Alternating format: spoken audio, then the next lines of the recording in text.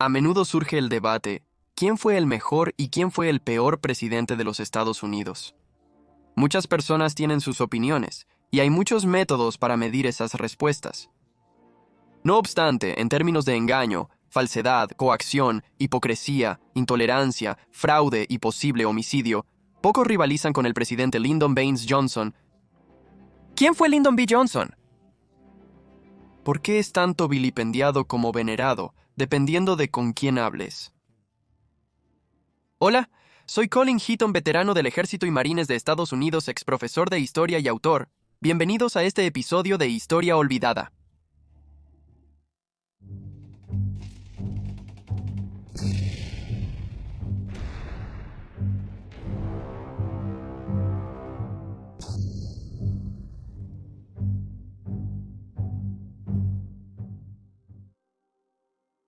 Lyndon B. Johnson nació el 27 de agosto de 1908 en Gillespie, Texas.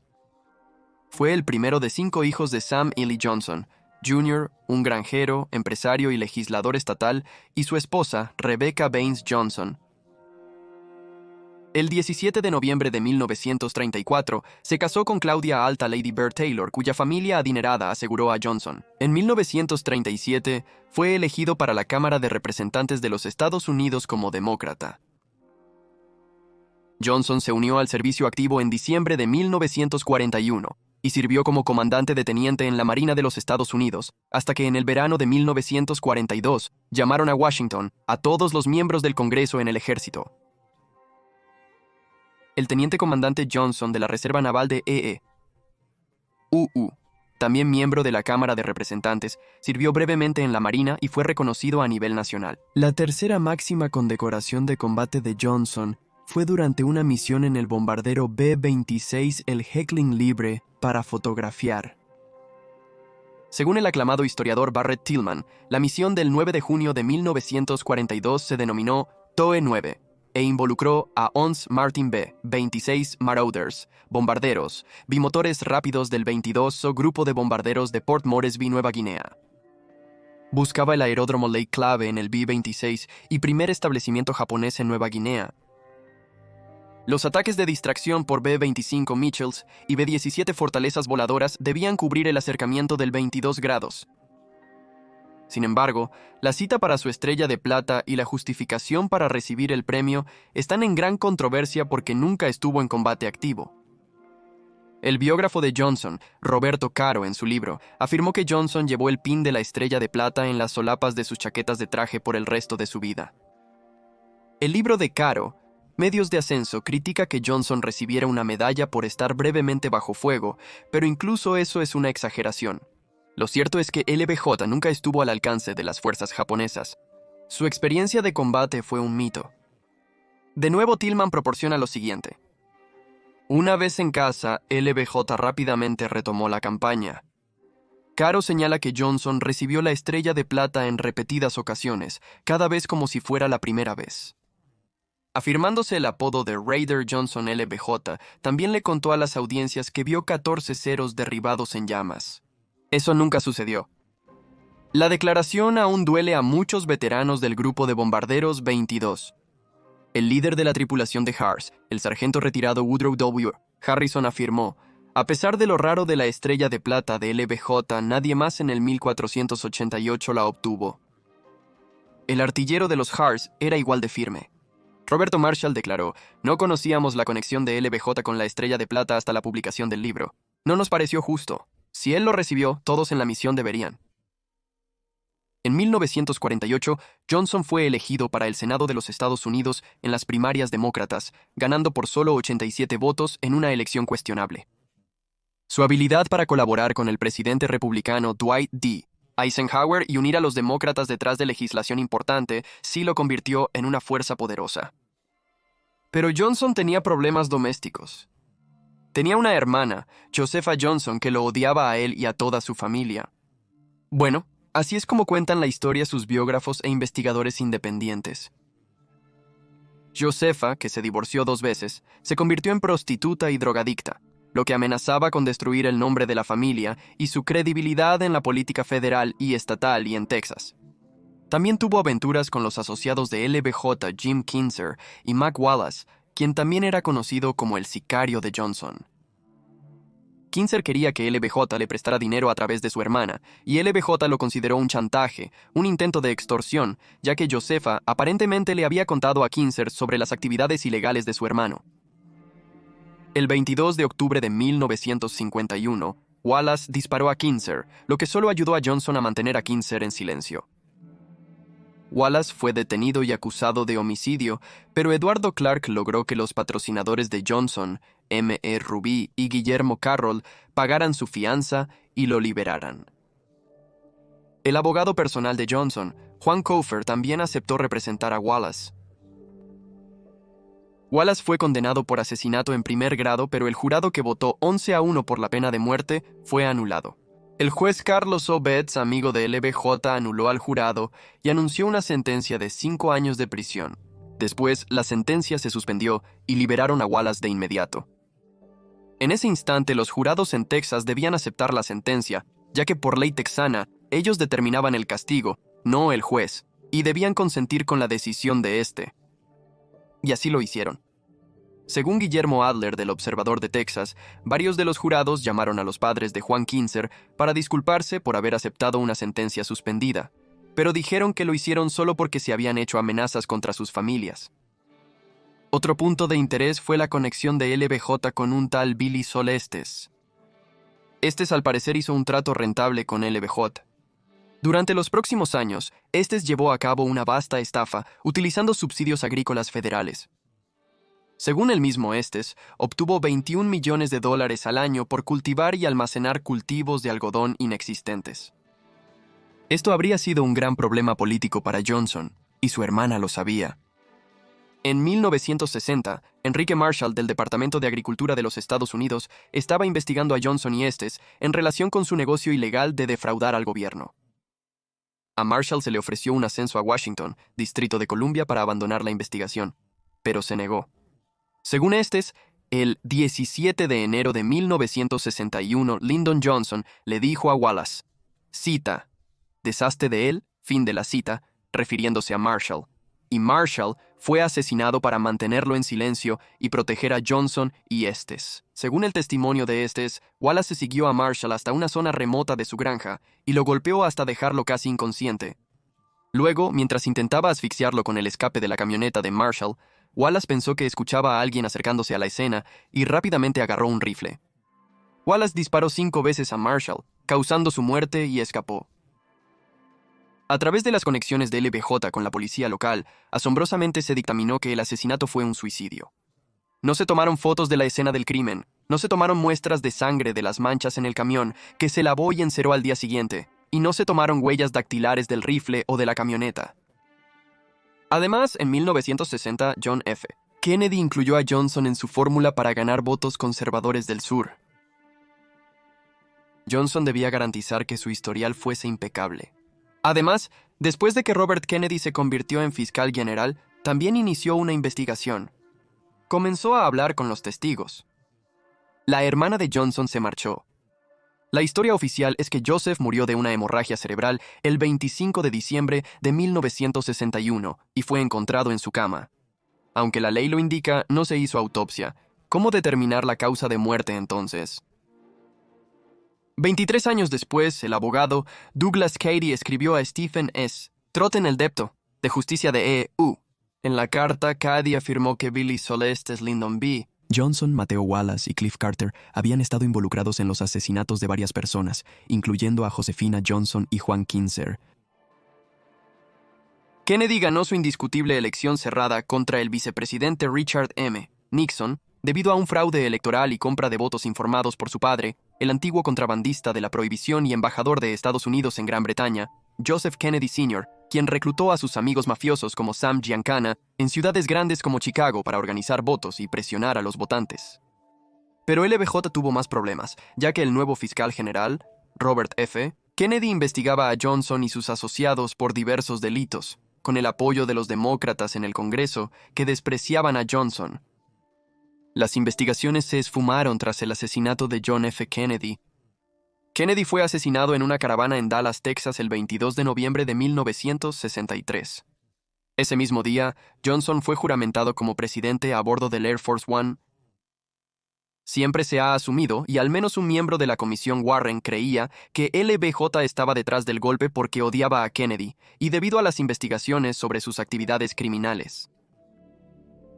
Al vencer a Barry Goldwater, candidato republicano, por más de 15 millones de votos, en 1964, Johnson implementó reformas para construir una gran sociedad para todos los estadounidenses. Johnson quería reelegirse y necesitaba asegurarse el voto negro, aún indeciso pese a su aprobación de la Ley de Derechos Civiles de 1964. El proyecto de ley fue aprobado con apoyo bipartidista por 290 a 130 votos, con todos los republicanos y algunos demócratas votando a favor. Esto se revisó en 1968 para asistir a los nativos americanos, pero el proyecto de ley tenía que pasar por el Senado, y Johnson necesitaba el apoyo republicano porque sus compañeros demócratas no estaban a bordo. El proyecto de ley pasó al Senado de donde demócratas sureños y de estados fronterizos realizaron un filibusterismo de 75 días contra este. Este fue uno de los filibusteros más largos en la historia de los y el senador Roberto Byrd de Virginia Occidental, un exmiembro del Ku Klux Klan, habló durante más de 14 horas consecutivas, argumentando en contra de los derechos civiles para los negros. La mayoría republicana lo aprobó en el Senado. La ley prohibía la segregación racial y la discriminación en lugares de alojamiento público, la discriminación por raza o sexo, y el empleo y la membresía sindical, y nuevas garantías de igualdad de derechos de voto. El Departamento de Justicia podría demandar a las juntas escolares locales para terminar con la discriminación, provocando la desegregación. La ley fue cuestionada por los demócratas por su constitucionalidad, pero la Corte Suprema la respaldó en 1964. Johnson inició su programa Gran Sociedad para motivar a los afroamericanos a votar por los demócratas en el futuro. Planeaba distribuir el dinero de los contribuyentes estadounidenses principalmente entre la comunidad negra y los blancos pobres, quienes generalmente son menos educados y empobrecidos. Sin embargo, la expansión del gobierno y una estrategia centrada en las dádivas que desalentaban la automejora causaron más daño que beneficio, y no ayudaron a los pobres.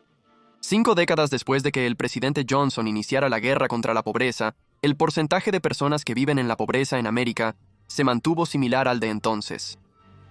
En 1964, alrededor del 19% eran pobres. Hoy, es cerca del 15%, mencionó Derek Verde de Project 21 en 2014. Estadísticas como estas demuestran que la guerra contra la pobreza fue un desastre continuamente mal gestionado. Eso no significa que nadie se haya beneficiado de ella. No obstante, ha sido una tragedia. Green luego agregó: los efectos desastrosos de la gestión del gobierno de las iniciativas contra la pobreza son reconocibles en todas las razas, pero la destrucción es particularmente evidente en la comunidad negra. Subsidió efectivamente la disolución de la familia negra al hacer que el papel de los hombres negros como marido y padre fuera irrelevante, invisible y, más específicamente, desechable. El resultado han sido varias generaciones de negros nacidos en hogares y comunidades rotas, experimentando caos social, moral y económico. Fomenta una dependencia ineludible que principalmente, y muchas veces únicamente, depende del gobierno para mantener los medios de vida. Programas federales como Medicare, Medicaid, Head Start, cupones de alimentos y beneficios de seguridad social mejorados surgieron de la guerra contra la pobreza. El presidente Johnson presumió que la nación más rica del mundo puede permitirse la victoria. El resultado fue un fracaso total, creando pobreza generacional con billones de dólares gastados en los últimos 60 años en una aplicación fallida del socialismo que aún resuena hoy. La Ley de Derechos de Voto de 1965 fue aprobada, incluyendo una votación en el Senado de los Estados Unidos de 77 a 19, donde la mayoría de los demócratas votaron en contra. El 26 de mayo de 1965, tras un mes de debate, la Cámara de Representantes de Estados Unidos aprobó el proyecto de ley con un voto de 333-85. El 9 de julio, ningún demócrata. A pesar del ego de Johnson y su desinterés en las personas en general, logró hacer algunas otras cosas que ayudaron a los estadounidenses, pero todas fueron por apariencias políticas. Johnson firmó la Ley de Enmiendas de Seguridad Social de 1965, creando Medicare y Medicaid. Johnson continuó el apoyo de John F. Kennedy a la NASA, haciendo del programa Apolo una prioridad nacional. En 1967 nominó a activistas negros de derechos civiles, nombró a Thurgood Marshall abogado de derechos civiles. Para la Corte Suprema de los Estados Unidos, una decisión acertada pero no altruista. El 22 de octubre de 1968, Johnson aprobó la Ley de Control de Armas que satisfizo al lobby antiarmas. Los disturbios de 1966 y las muertes de John F. Kennedy, RFK y Martin Luther King Jr. impulsaron acciones. Sin embargo, los que lo conocían afirmaron que las razones de Johnson para aprobar la ley eran restringir el acceso a las armas, principalmente a las minorías, en su mayoría negros, debido a los disturbios, creando regulaciones de guerra y requisitos estrictos de compra y registro. La hipocresía de Lyndon Johnson era ilimitada. Cuando declaró públicamente que no enviaría a los chicos estadounidenses a hacer lo que los chicos del Sur Media deberían estar haciendo por sí mismos, sonó vacío. Aquí está el porqué. La familia Johnson y el secretario de Defensa, Robert Strange McNamara, tenían fuertes inversiones en la industria militar. Johnson y su esposa eran inversores en Bell Aircraft, que fabricó el helicóptero UH-1 Iroquois Huey, entre otros. McNamara tenía muchas acciones en Ford Motor Company, productora de vehículos militares, y otros en Capitolio eran inversores en la industria bélica. Johnson avanzó al crear el incidente del Golfo de Tonkin, aprobado por el Congreso el 7 de agosto. Johnson involucró a los Estados Unidos en una guerra hasta 1975. Las carteras de inversión crecieron con la aceleración de la industria bélica para abastecer al ejército. Johnson, McNamara y otros se enriquecieron. Él y su esposa eran dueños de varias estaciones de radio y televisión, así como la compañía de manufactura Lady Bird producían y vendían municiones a comerciantes de armas globales, e incluso se reportó que las vendieron a los vietnamitas del norte para matar a nuestros hombres. Eso probablemente es cierto, pero llegó a través de terceros. Según algunos detractores, esta es una de las muchas razones por las que quería que la guerra continuara, y se ha supuesto que recibió sobornos de todos los otros grandes fabricantes que ganaron tanto dinero de la guerra. Johnson también había invertido en varias empresas como Day y Zimmerman, que tenían los contratos de construcción para construir bases aéreas, como la base de la Fuerza Aérea de los Estados Unidos en Karat, Tailandia, entre otras utilizadas durante la guerra. Cuando Johnson murió el 22 de enero de 1973, valía una asombrosa cantidad de $100 millones, en dinero de 1973, casi $900 millones, en valor de 2023. Continuaron más investigaciones en años posteriores. El 9 de agosto de 1984, Douglas Cady, abogado de Estes, se dirigió a Stephen S. Trott en el depto, de justicia de E.U. En su carta a Trott, declaró: el señor Estes está dispuesto a testificar que LBJ ordenó estos asesinatos y que transmitió sus órdenes a través de Cliff Carter a Mac Wallace, quien ejecutó los asesinatos. El señor Estes fue parte del cuarteto liderado por Lyndon Johnson, que realizó actos criminales en Texas en los 60. Los otros dos, además del señor Estes y LBJ, eran Cliff Carter y Mac Wallace. El señor Estes está dispuesto a revelar su conocimiento sobre los siguientes delitos: asesinato de Enrique Marshall. 2. El asesinato de Jorge Kudilek. 3. El asesinato de Ike Rodríguez y su secretaria. 4. La muerte de Haroldo Orr. 5. El homicidio de Coleman Wade. 6. Muerte de Josepha Johnson. 7. Muerte de Juan Kinzer. 8. El asesinato del presidente John Fitzgerald Kennedy. En los casos de los asesinatos números 1 al 7, el conocimiento del señor Estes sobre los detalles precisos acerca de cómo se ejecutaron los asesinatos proviene de conversaciones que tuvo poco después de cada evento con Cliff Carter y Mac Wallace. Además, poco después de la liberación del señor Estes en 1971, se reunió con Cliff Carter y recordaron su pasado, incluyendo los asesinatos. Carter enumeró oralmente 17 asesinatos durante su conversación, algunos desconocidos para el señor Estes. Un testigo estuvo en la reunión y debería testificar al respecto. Él es Kyle Marrón, recientemente de Houston, y ahora vive en Brady, Texas. El señor Estes afirma que Mac Wallace, a quien describe como un asesino a sangre fría con antecedentes comunistas, reclutó a Jack Ruby, quien a su vez reclutó a Lee Harvey Oswald. Curiosamente, Wallace falleció en un dudoso accidente de coche en 1971. Reanudando la cita, El señor Estes dice que la mafia no participó en el asesinato de Kennedy, pero que su participación se discutió antes del evento, pero fue rechazada por LBJ, quien creía que, si la mafia estuviera involucrada, nunca estaría fuera de su chantaje. El 19 de junio de 1992, el ex Texas Ranger y United States Marshal Clint Pueblos le dijo a un amigo que tenía evidencia documentada de que el asociado de Lyndon Baines Johnson, Mac Wallace, fue uno de los tiradores en Dealey Plaza durante el asesinato de Kennedy. Llegaba más información. Aparentemente tenía información sobre los 18 testigos materiales del tiroteo a John F. Kennedy, quienes todos habían muerto dentro de los 3 años posteriores al evento. The London Times calculó la probabilidad de que todos los 18 testigos de sus respectivas edades murieran por cualquier causa dentro de los 3 años posteriores al asesinato de John F. Kennedy. Como 1 en 100 billones. Peoples tenía el testimonio sellado que Estes dio sobre Wallace ante un gran jurado del condado de Robertson en 1984. Peoples falleció en un enigmático accidente el 23 de junio de 1992. General de la Fuerza Aérea de los EEUU, Curtis A., que Johnson nunca hizo nada También para afirmó beneficiar en mi a nadie entrevista en la sociedad, personal de leyes leyes o de otra manera, 1986, a menos que le que beneficiara Johnson políticamente a políticamente a él él social solo para garantizar el voto negro a En los otro tema, demócratas permanentemente. Madeleine Duncan Brown, supuesta amante de Johnson durante 20 años y quien murió en 2002, afirmó que su hijo Esteban nació de esa relación y también implicó a Las Johnson afirmaciones en la nunca se conspiración comprobaron debido para a que los asesinar testigos al habían presidente fallecido. John F.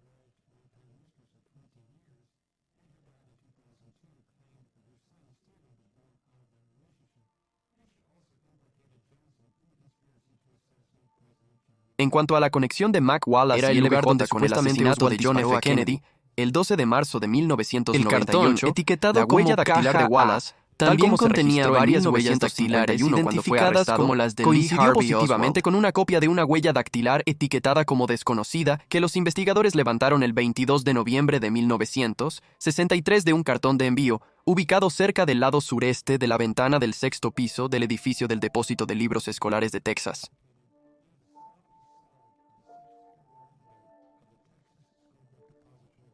Entonces te lo dejamos. ¿Quién fue el peor presidente?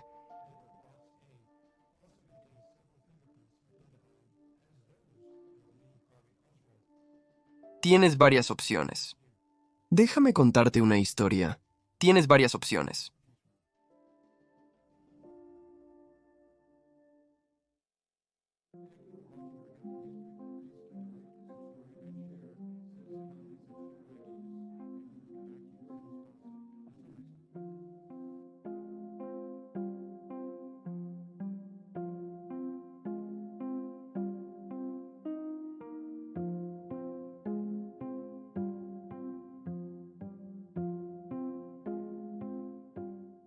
Déjame contarte una historia.